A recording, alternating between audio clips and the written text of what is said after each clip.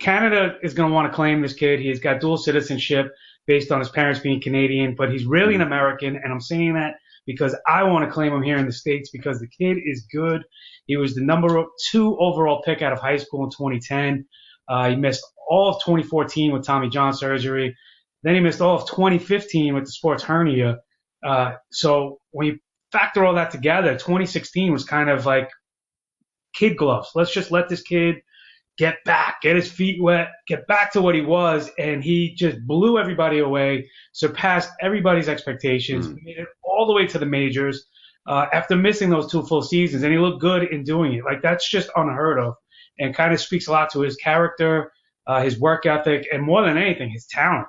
He did throw 165 innings last year, which is also insane to consider he missed 2 full seasons and threw that much. So I'm wondering, is there anything holding him back, and could he actually reach 200-plus innings in 2017? As crazy as it may sound, everything in this kid's career so far has been crazy. So let's touch a little bit more about, what he really is and brings to the table, the good, the bad, and the ugly. His K rate was down. His home run rate was up, and I'm sorry, I'm losing track here. But his walk rate remained intact. He's got pretty good control. Didn't really show to have too many problems with that. He really got beat by serving up the long ball when he got his promotion to Pittsburgh. Ralph, touch a little bit on Taillon, things you see and things you like about him. I don't think there's really much to dislike about Taillon. Am I wrong in saying that? No, and I don't think that he's reached the point where he's being overdrafted in terms of where his ADP is. I didn't put those numbers in front of me, but I've been in, mock drafts and whatnot over the course of the last few weeks. And he seems to be somebody that I'm targeting a lot because I think he offers a lot of value. And the thing that I love about Taillon is I feel like he has very sustainable numbers. So he came up last year. The ERA was, relatively good. I think it was in like the 3.3 range. I didn't write it down, unfortunately. But if you look generally at what he does, he's excellent with the control. The control actually only improved after he came back from Tommy John surgery. Once, like you said, I didn't expect him to throw as many innings as he did. He did throw that many innings, and the control maintained throughout the season. And that started in Indianapolis in AAA. He was phenomenal there. Finally was called up to Pittsburgh and really carried it through. He wasn't as dominant as he had been in AAA for good reason. It's the big leagues. But I think you could see an uptick this year in the K per 9 stuff. It was down. It was at 7.3 last year, but that was his first run through the big leagues. The kid gloves, like you said, are going to be off. So maybe he's going to challenge hitters a little bit more, but the control is there. I mean, he was a control artist to the point that, in AAA, his walks per 9 were under 1. They were in the 1 to 2 range, the mid ones. When he was up, which is as good as it gets typically among major league pitchers. Anything below 2 is elite. So he had elite control. He showed that. Got hit a little bit with a long ball. That tends to happen, but I think a lot of that was luck as well. But I think he's a player that you can safely pencil in for really good, whip ratios, as well as your ERA should probably be somewhere in the 3.2 to 3.7 range, depending upon, mitigating luck factors. But overall, the guy gets ground balls. Doesn't walk a lot of batters. He's not going to get himself into trouble loading the bases all that frequently, which can kill a pitcher. And he's able to get enough swings and misses that it's relevant. He's not somebody that's going to be, a low 7 guy or a 6 guy where, as good as his ratios are, he's not giving you the strikeouts.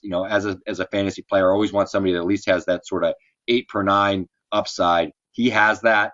I don't see there's any reason why you shouldn't be targeting Taillon in drafts. He's somebody that probably can give you number 3 value on your staff, and you could probably get him for the price of a 5.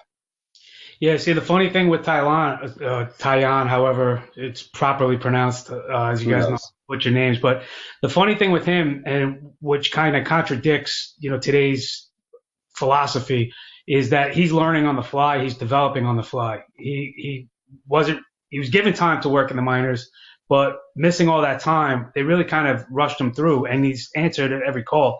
The reason I say that is because he does have great control. He hasn't really had a problem with that. He's gotten beat by, like I said, serving up the long ball, which to me tells me he has to refine his out pitch because he does have a nasty fastball curveball mix.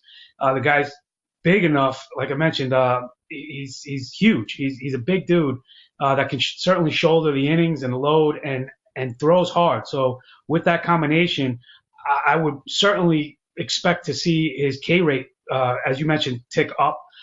He also only generated an 8.3 swinging strike rate in his brief, major league debut, which I expect that to tick up as well as he grows into his body and really learns how to get hitters out with the swing and the miss. He has number one stuff, and he's in a rotation that's loaded. Don't forget Garrett Cole, Tyler Glasnow. I mean, there are arms in the Pirates rotation. He has number one stuff, but he's not going to have to, be the number one guy in that rotation. Yeah. You were talking about the ADP. He's currently being drafted as the 38th pitcher off the board, which puts him in the range right at the end of round 12 in a 12-team league. It's fair to say that's good value for him. You might say it's a little high, considering he hasn't really shown the K numbers to this point yet, but he also could very well exceed that value based on how good the stuff is. So I think we're both in agreement with Taillon. Now, just let me ask you before we move on real quick. Do you think that draft position is too high for him, or do you think that's actually good value at the 38th pitcher? Yeah, I guess it would depend, where the pick is. 38th pitcher, I think, is probably still value because I think he could be easily a top 30 guy. I really do. Wouldn't shock me if he creeps up toward the top 20, just in terms of what his baseline is for his ratios, all that sort of stuff. And I think we will see an uptick in the K per nine stuff.